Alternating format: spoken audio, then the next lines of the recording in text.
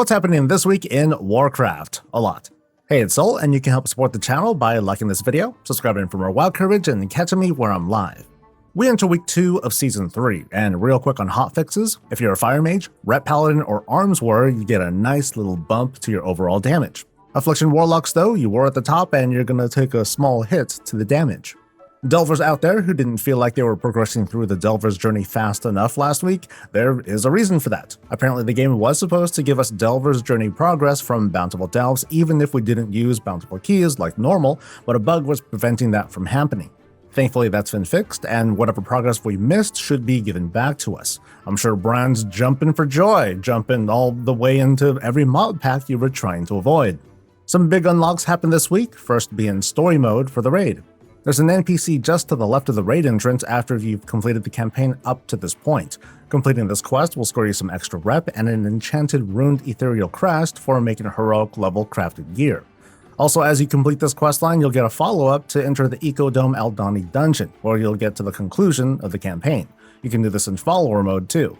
Raid Finder Wing 2 opens up, and here is what's what. Forge Weaver Araz drops tier tokens for the helmet slot. He drops an on-use trinket usable for everyone that gives a ridiculous amount of main stat. The Soul Hunters drop shoulder tier tokens. There's an interesting offensive tank trinket with a ramp-up time, so it's mostly ideal for longer raid fights or chain pulling in keys.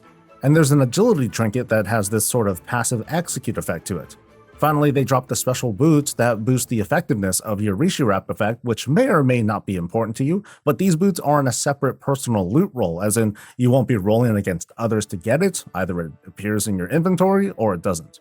Finally, Fractalist drops chest tier. It also drops an everyone kind of trinket with a passive proc and an on-use stat boost to line up with your cooldowns. Casters will be seeking out this other trinket. It's part of a set along with weapons from the raid to unleash some huge damage or healing.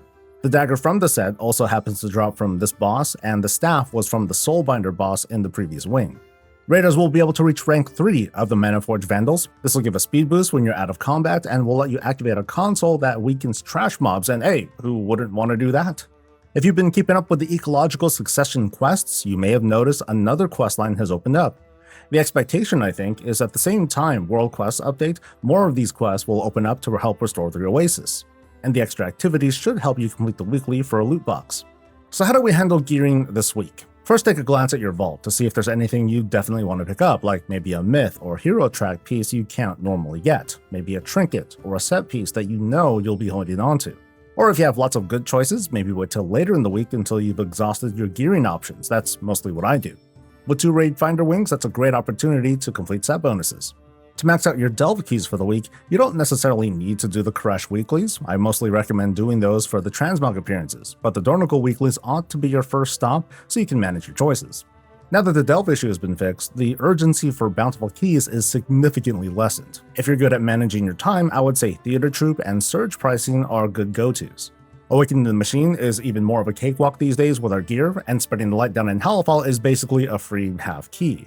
You can also line up some of the gold-based world quests with special assignments to stack some gains.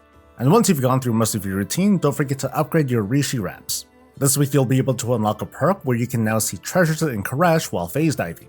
It's a full Spark week this week, so you two-handed wearing characters, now's your time to rise up. For you hardcore delvers who managed to score their 31 gilded last week, you'll be on pace to make your first gilded piece of crafted gear after farming up another 31 gilded. The World Quest bonus event is in play for you to quickly progress through the Koresh Trust Renown. It's also another reason to consider knocking out special assignments through Khazalgar for extra rewards and gold. Cooking Impossible is the brawl, and over in Mythic Plus World, the websites predict it's going to be a fortified, tyrannical week, with the Xal'atath affix being Pulsar, that's the ball-catching one, and, well, really you should be doing Tazavesh if you can get into a group. Although honestly, I haven't heard a thing about it, so I'm asking you folks out there, how has it been this first week in Tazavesh compared to doing the equivalent keys? Gamescom is happening this week, and we're going to kick it off with the big midnight reveal during opening night live. I'll be co-streaming that here and on Twitch. We don't know exactly when the reveal is going to happen, but the show starts at 11 AM Pacific, and in the meantime, we're going to do a watch party here. We'll set up a bingo card, we'll have snacks ready, the whole shebang. So I hope you'll join me for the reactions as we find out just what happens to Lorthamar or whoever this is here. Is he doomed? Is he bending the knee? Is Xal'atath about to get sniped by Thalyssra now that she has her in her sights? If it doesn't get leaked earlier, I guess we'll find out. Also, stay tuned all week as I put out coverage as it comes out during I don't even know what time of day, but I hope you'll join me. Please like this video, subscribe for more WoW and midnight coverage, catch me live, and I'll catch you later. Stay safe, stay healthy, and stay breezy.